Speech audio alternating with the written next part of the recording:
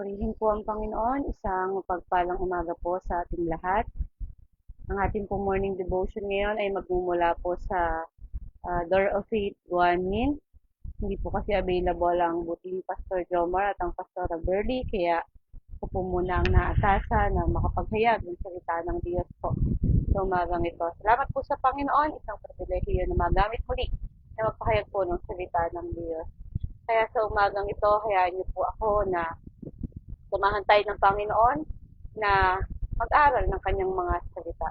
Bago nga po tayo magpasimula ay umawit nga po muna tayo sa Panginoon. Inuulit ko po ang gawain po na sa umagang ito ay magmumula sa Garofate, Guanyin, Taiwan. Salamat po sa Diyos. Awit po muna tayo sa Panginoon bago po tayo magpasimula sa kanyang mga salita. Hallelujah. Salamat sa Panginoon.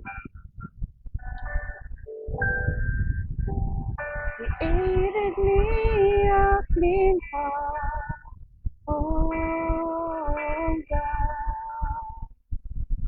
and renew a right spirit within me. Created me a clean heart, oh God, and renew a right spirit within me. Cast me not away from thy presence, O Lord, and take not thy Holy Spirit from me. Restore unto me the joy of my salvation, and renew a right spirit within me. Minsan pa, created me a clean heart. Created me a clean heart, oh God, and renew a right spirit within me. Created me a clean heart, oh God, and renew a right spirit within me. Cast me not away from thy presence, O Lord, and take not thy Holy Spirit from me. Restore unto me the joy of my salvation, and renew a right spirit within me. Hallelujah. Hallelujah. Created me a clean heart, oh God, and renew a right spirit within me. Hallelujah. Purihin ng Diyos sa umagang ito. Hallelujah. Salamat sa inyo, Panginoon. Sa umagang ito, salamat, Panginoon, sa panibagong umaga, Panginoon, ipinagkaloob niyo nga po sa bawat isa. Purihin kayo, Panginoon. Hallelujah, hallelujah, hallelujah. Bago nga po kami magpasimula, O Diyos, patuloy kami lumalapit at nagpapasiyasat sa inyo sa umagang ito. Hallelujah, kilala niyo yung bawat isa, Panginoon. Patuloy kami lumalapit at nagpapalinis sa umagang ito. Diyos, ano man yung mga karumihan, Panginoon, na nasumpungan niyo nga po, patawarin niyo nga po kami, Panginoon, sa umagang ito. Hallelujah. Salamat sa inyo, O Diyos. Patuloy po namin dalangin ang pagsama ninyo, Panginoon, at ang banal na Espiritu, O Diyos. Kayong patuloy na kumilos sa bawat isa, bagaman, Panginoon, ito ay online. Naniniwala kami, Panginoon, na kayo ang Diyos na patuloy na kumikilos sa mga lingkod niyong nakikinig sa umagang ito. Salamat sa inyo, O Diyos. Hallelujah. Patuloy niyo po kami samahan, Panginoon. Gabayan sa pag-aaral namin ito, Panginoon. Purihin kayo sa umagang ito sa inyong papurit parangal sa pangalan ng Panginoong Hesus. Amen. Salamat po sa Panginoon at napakaganda po ng ating inawit. Sabi doon, created me a clean heart. O God, ito po ay sinulat ni Haring David. Ano po? Salamat po sa Diyos. Tayo po ay sandali na mag-aral nga po ng salita ng Panginoon. Sabi po dito ay Gaano nga po ba natin o gaano nga po ba kalalim ang pagkaunawa natin pagdating sa pag-ibig ng Diyos? O totoo nga ba na nauunawaan natin yung pag-ibig ng Panginoon sa atin? Sa umagang ito, meron po ba dito na nakakaramdam na pakiramdam niya ay parang sawang-sawa na sa kanyang Panginoon? Kumbaga, feeling mo wala ka ng pag-asa makabangon, feeling mo wala ka ng pag-asa na makapaglingkod ka ulit sa Panginoon, o feeling mo hindi ka na kayang patawarin ng Diyos. Sa dami ng kasalanan mo, sa dami ng pagkukulang mo. Kung sa oras na ito ay may nakakaranas ng ganyan, sa umagang ito, mga kapatid, sa umagang ito, gusto ko sabihin sa atin ng Panginoon na dakila yung pag-ibig niya sa atin. Opo, kahit pag-aano kalalim yung kasalanan natin o nagagawa natin kasalanan, ay kaya tayo iligtas ng Panginoon dyan sa sitwasyon mo. Kung aabutin lang natin yung kamay ng Panginoon dahil ang Diyos ay yung kamay niya palaging nakahandang abutin yung mga anak niya. Kaya salamat sa Panginoon kahit ilang beses na nating tinakbuhan ng Panginoon, nilayuan o sinaktan dahil sa ating mga kasalanan, patuloy pa din tayong hinahabol ng Panginoon. Dahil hindi nagbago yung pag-ibig ng Diyos sa atin. Kaya sa umaga pong ito, hayaan natin na pag-aralan po natin. Maaring alam na po ito ng karamihan. Pag-aralan po natin ang kwento ni Hosea at ni Gomer. Amen. Salamat po sa Panginoon sa aklat po ng Hosea chapter 1 verse 2. Inuulit ko po sa aklat po ng Hosea chapter 1 verse 2. Samahan nyo nga po akong buksan natin ito.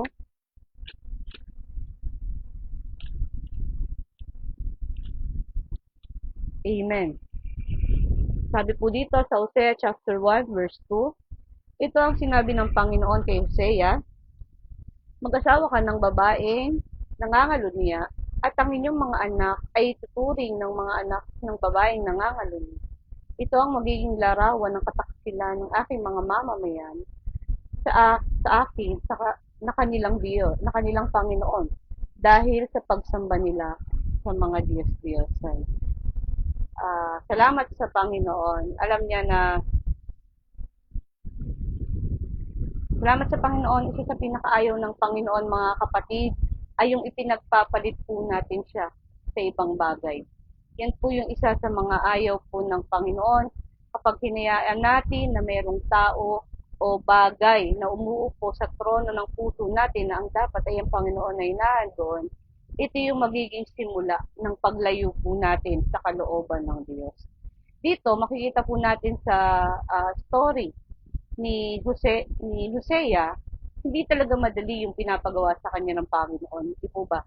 Bakit? Biruin niyo po ay magpapakasal siya o aasawahin niya yung isang mangangalunya, di po ba? At hindi talaga madali yung bagay na yung Panginoon. Ay, mga kapatid, ano po, hindi natin alam na baka dumating sa isipan ni Hosea na what if after ko itong pakasalan, hindi ko maging loyal sa akin, di po ba? What if maging unfaithful ito? What if na saktan lang ako nito, di po ba? Pero ano yung ginawa niya?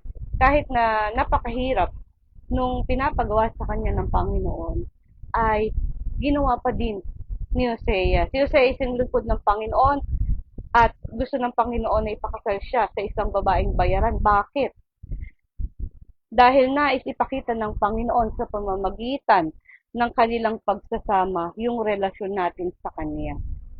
Nais ipakita ng Diyos yung dakilang pag-ibig niya sa pamamagitan ng pagsasama ni Hosea at ni Gomer.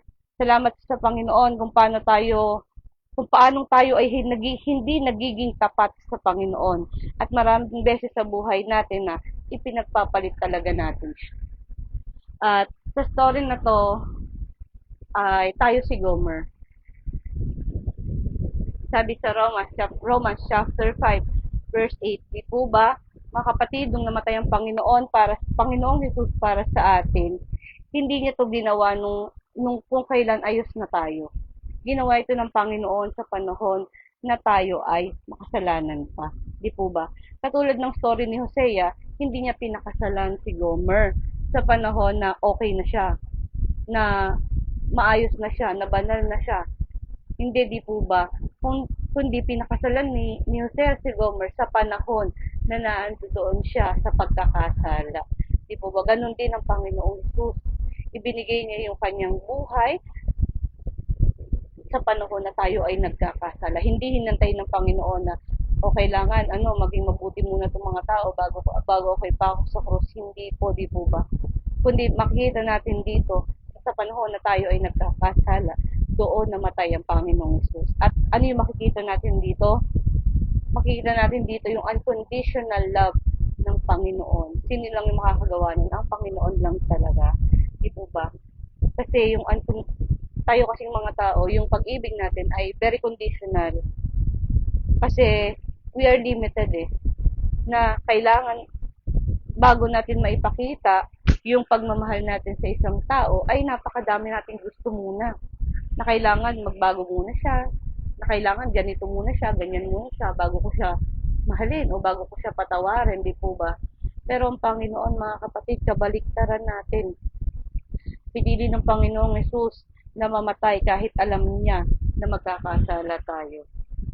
Kahit na alam niya na bago siya ipako sa krus ay dadating tayo sa punto ng buhay natin na lalayo tayo, natatakbuhan natin siya, na ipagpapalit natin ng Panginoon sa ibang bagay.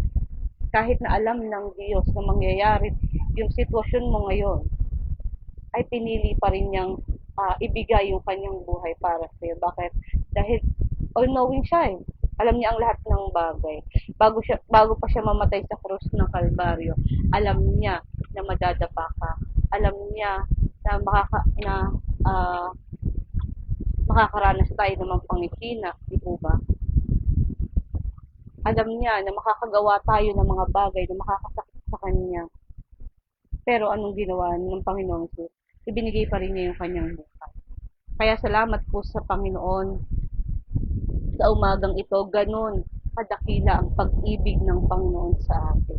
Kaya mga kapatid, sa oras na ito, kung merong nanonood na pakiramdam mo ay hindi ka mahal ng Diyos at hindi ka niya kayang patawarin, mga kapatid, yung mga ganyang mga salita, bulong yan ng kaaway, bulong yan ng demonyo. Ang ginagawa kasi ng demonyo kapag tayo ay nadadapa, kapag tayo ay nagkakasala, ay kinokondem tayo. Di po ba? Ipapaalala pa sa atin ng kaaway yung lahat ng mga nagawa nating kasalanan. Sasabihin niya, hindi mo na kayang bumangon, hindi ka na kayang patawarin ng Panginoon. Ganyan yung mga sasabihin niya sa isipan natin para tuluyan na tayong mawalan ng pag-asa o mawalan ng lakas ng loob para ilapit ulit yung sarili natin sa Panginoon, para humingi ulit tayo ng tawad sa Panginoon. Ganun yung ibubulong ng kaaway dahil gusto niya na dun sa pagkakadapa natin, mas lalo tayong lumayo sa Panginoon. At pero hindi yung mga sinasabi ng kaaway, kabaliktaran talaga sa nais ng Panginoon. Dahil ang gusto ng Diyos ay lumapit tayo sa Kanya. Di po ba? First John 1 na ipagtapat natin yung lahat ng kasalanan natin, lahat ng pagkukulang natin, at bibigyan niya tayo ng bagong simula, ng bagong pag-asa. Ganun kabuti yung Panginoon. Pero kaya kapag dumadating tayo sa punto ng buhay natin na para bagang teka, nakagawa ako ng nakakasakit sa Panginoon at hindi ko na kayang lumapit sa Diyos. Kasi po kapag nandun tayo sa sitwasyon na nadadapa tayo, nandoon yung chance ng kaaway na mas lalong marami i-insert sa ating kaisipan na kasinungalingan. Which is, hindi yun yung gusto ng Panginoon. Ang gusto ng Panginoon na kapag tayo ay nagkakamali, kapag tayo ay nagkakasala, kapag tayo ay nadadapa, bumangon ulit tayo at lumapit sa Kanya. Hallelujah. Salamat sa Panginoon. Lahat tayo ay minsan nang naging parang si Gomer, di po ba? Na kahit naranasan na natin yung pag-ibig ng Diyos, kahit na naranasan natin yung kabutihan ng Panginoon, ay nagagawa pa rin natin siyang iwanan at ipagpalit sa mga bagay na gusto nating gawin. Minsan na nating pinili yung sarili nating kagustuhan kaysa sa kalooban ng Panginoon. At ganun si Gomer, mga kapatid. Di po ba na kahit na naramdaman na niya yung pag-ibig ni Hosea, na kahit na talagang maayos na sana yung kalalagayan niya kung doon na lang siya kay Hosea, pero mas pinili pa rin niya yung gusto niya, di po ba? Pero hinayaan to ng Panginoon dahil naisipakita ng Diyos yung dakila niyang pag-ibig sa atin, sa mga mamamayan ng Israel, di po ba?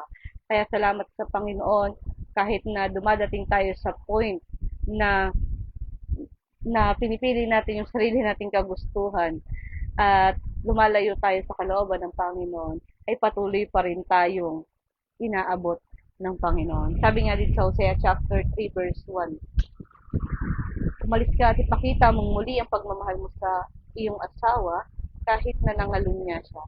Mahalin mo siya katulad ng pagmamahal ko sa mga mamamayan ng Israel kahit na sumasamba sila sa ibang mga Diyos at gustong maghandog sa kanila ng mga tinapay uh, na may mga pasas. Salamat sa Panginoon sa kabila ng mga pagkakasala, pagtalikod at pagkukulang natin sa Panginoon. Gumagawa pa rin ng way ang Diyos para muli po tayong abutin. Di po ba? Di po ba tayo nagtataka na may mga pagkakataon kahit ako po mismo ay talagang dumating sa point na uh, nakakaramdam ng mga panghihina, pero ang Panginoon hindi niya hinahayaan na manatili tayo sa bagay na 'yon. Kundi patuloy tayong naabot ng Panginoon, patuloy na gumagamit ng Panginoon ng mga tao o ng mga sitwasyon para muli po tayong abutin, para muli nating maramdaman yung pag-ibig ng Panginoon sa atin. Ganun kabuti ang Panginoon, mga kapatid, na kaya sa umagang ito, mga kapatid, huwag natin hayaan na kung dumadating ka sa point ngayon ng panghihina, alalahanin mo yung pag-ibig ng Panginoon sa iyo. Di po ba? Alalahanin mo kung gaano ka minahal ng Panginoon dahil mga kapatid, walang makakapantay sa pag-ibig ng Panginoon sa atin. Kaya salamat po sa Diyos sa umagang ito. Naniniwala ko na ang lahat ng itinawag ng Panginoon, lahat ng Kanya ay sa Kanya. Di po ba? Kahit nga po, di po ba, yung mga kapatid natin sa Panginoon na pumupunta sa ibang bansa para makalayo sa Panginoon ay patuloy pa rin na inaabot ng Diyos. Ganun kabuti ang Panginoon, mga kapatid. Kung ikaw ay sa Kanya ka. Patuloy na ipaparana sa iyo ng Panginoon yung pag-ibig niya sa iyo, yung pag-ibig niya sa bawat isa sa atin. Kaya salamat po sa umagang ito at yun lamang yung mensahe ng Diyos.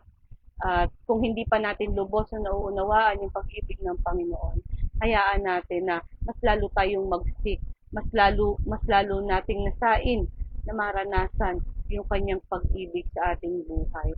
At napakadaming darating sa ating mga struggle, napakadaming darating sa buhay natin na mga gagawin ng kaaway para ilayo tayo sa Panginoon. Para yung makapagpapanatili sa atin ay yung pag-ibig lang talaga ng Panginoon.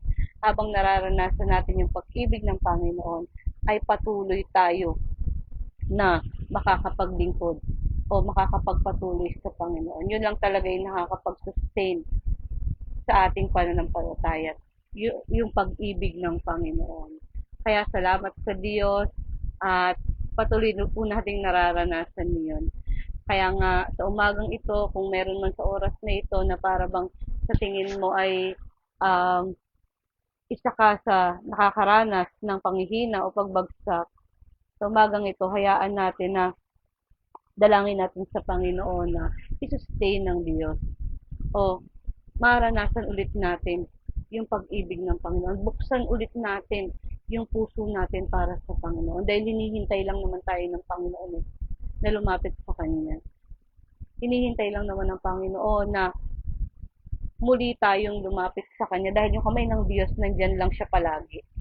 Hinihintay niya na abutin natin ulit yung Kanyang mga kamay. Kaya salamat sa Panginoon sa umagang ito.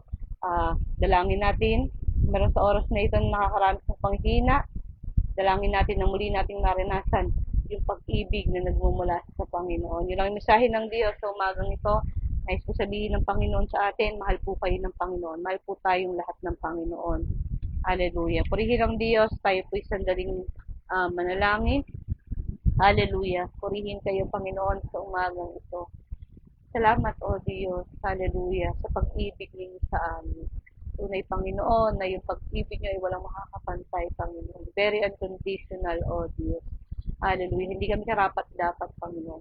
Hindi kami karapat-dapat, O Diyos, na mahalin ninyo. Pero salamat, O Diyos, dahil isa kami sa pinili po ninyo na Panginoon, pag-alayan ng pag-ibig, Panginoon, na nagmumula sa inyo. Salamat sa inyo, Diyos. Kung sa oras na ito, Panginoon, ay may nakakaranas, Panginoon, na para bagang pakiramdam niya, O Diyos, ay wala na nagmamahal sa kanila.